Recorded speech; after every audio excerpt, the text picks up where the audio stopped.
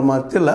ಆದ್ರೆ ಅದನ್ನು ಎತ್ತುವ ಜೊತೆಗೆ ಕೇವಲ ಅದರ ದುರ್ಬಳಕೆ ಆಗದಂಗೆ ಹೋದರೆ ಭಾಳ ಒಳ್ಳೆಯದು ಅಂತ ಮತ್ತು ಹೇಳಬೇಕಾಗ್ತದೆ. ಯಾಕಂದರೆ ಸಹಜವಾಗಿ ಎಲ್ಲರಿಗೂ ಆತಂಕ ಇದ್ದಿದ್ದೇನೆ. ಯಾಕಂದ್ರೆ ರಾಜಕಾರಣಿಗಳು ಹೋಗ್ತಿದ್ದಾರಪ್ಪ ಅಂತಂದ್ರೆ ಅದೇನೋ ಗದ್ದಲ ಮಾಡ್ತಾರೆ, ಇವರು ತಮ್ಮ ರಾಜಕೀಯ ಉಪಯೋಗ ಮಾಡ್ಕೊತಾರೆ ಅನ್ನೋದು ಈ ರೈತ ಚಳವಳಿಗೆ ಜನರಲ್ಲೇ ಒಂದು ಮನಸ್ಸಿನಲ್ಲಿ ಅದ.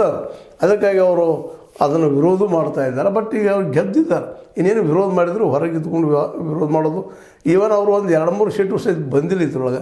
ಏನೋ 15ರೊಳಗೆ ಒಂದು 4-5 ಬಂದಿದ್ರು ಸಹಿತ ಒಂದಿಷ್ಟು ಇನ್ನೂ ಜೋರು ಹಾಕಿದ್ರು ಪ್ರತಿಭಟನೆ. ಈಗಂತೂ 15 ಎಲ್ಲ ಅವ್ರು ಗೆದ್ದಿದ್ದರಿಂದಾಗೆ ಅವರು ಹೊರಗೆ ಇದ್ಕೊಂಡು ಅಷ್ಟೇ ವಿರೋಧ ಮಾಡ್ಬೋದು. ಬಟ್ ಆಡಳಿತ ಮಾತ್ರ ಇನ್ನು ಪೂರ್ಣ ಪ್ರಮಾಣದಲ್ಲಿ ಲಕ್ಷ್ಮೀಬಾಯಿ ಹೆಬ್ಬಾಳ್ಕರ್ ಮತ್ತು ಅವ್ರ ಜೊತೆಗಾರರ ಕೈಯಲ್ಲಿ ಇರೋದ್ರಿಂದಾಗೆ ಇನ್ನು ಅದು ಡೆವಲಪ್ ಆಗ್ತದೆ ಅಂತೆಲ್ಲ ಭರವಸೆ ಮಾಡ್ಕೊಳ್ತಾ ಇದ್ದಾರೆ. ಭರವಸೆ ಮಾಡೋಕ್ಕೆ ಬೇರೆ ಆಗೋದಿಲ್ಲ. ಯಾಕಂದರೆ ಡೆಮಾಕ್ರಸಿ ಒಳಗೆ ಜನ ಏನು ಆಯ್ಕೆ ಮಾಡಿದ್ದಾರೆ, ಅಲ್ಲಿ ಷೇರುದಾರರು ಆಯ್ಕೆ ಮಾಡಿದ್ದಾರೆ, ಇಂಥವ್ರೆಲ್ಲ ಯೋಗ್ಯ ಇದ್ದಾರೆ ಅಂತೇಳಿ.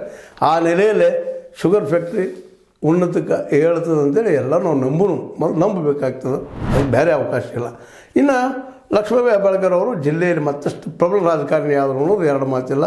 ಅವರಿಗೆ ತಮ್ಮನ ಜೊತೆಗೆ ಇನ್ನು ಮಗನ ಭವಿಷ್ಯವನ್ನು ನಿರ್ಮಾಣ ಮಾಡಬೇಕಾಗಿದೆ. ತಮ್ಮನ ಭವಿಷ್ಯ ಅಂತ ಒಂದು ಶುಗರ್ ಫ್ಯಾಕ್ಟ್ರಿ ಸಿಕ್ತು ಅವ್ರಿಗೆ. ಅದೇ ಕಾಲಕ್ಕೆ MLC ಇದ್ದಾರೆ.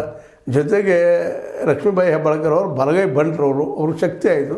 ಇನ್ನು ಮಗನೊಬ್ಬನ ಹೆಂಗಾರ ಮಾಡಿ ಬೆಳೆಸಬೇಕು, ಎಲ್ಲಾದರೂ MLA ಮಾಡಬೇಕು ಅಂತಿಲ್ಲ. ಅವ್ರಲ್ಲಿ ಇರ್ಬೋದಿಲ್ಲ ಅಂತಲ್ಲ. ಯಾಕಂದರೆ ಮೃಣಾಲ್ನೂ ಅವರು ನಾವು ರಾಜಕೀಯದಲ್ಲಿ ಬರಬೇಕು ಅನ್ನೋಂಥ ಆಸೆ ಅವ್ರಿಗೂ ಅದ. ಹೀಗಾಗಿ ಈಗಾಗಲೇ ಅವರು MP ಎಲೆಕ್ಷನ್ ನಿಂತು ಸೋತಿದ್ದಾರೆ, ಅದು ಅವ್ರಿಗೆ ಅದ. ಆದರೆ ಸಂಪರ್ಕದಲ್ಲಿದ್ದಾರೆ, ಜನಸಂಪರ್ಕದಲ್ಲಿ. ಹೀಗಾಗಿ ಒಂದಿಷ್ಟು ಸತೀಶ್ ಅವರ ಅಥವಾ ಜಾರಕಿಹೊಳಿ ಫ್ಯಾಮಿಲಿಯವರ ಬಗ್ಗೆ ಒಂದಿಷ್ಟು ಆತಂಕ ಕಡಿಮೆ ಆಗಿದೆ ಅಂತ ಹೇಳಬೇಕಾಗಿದೆ. ಯಾಕಂದರೆ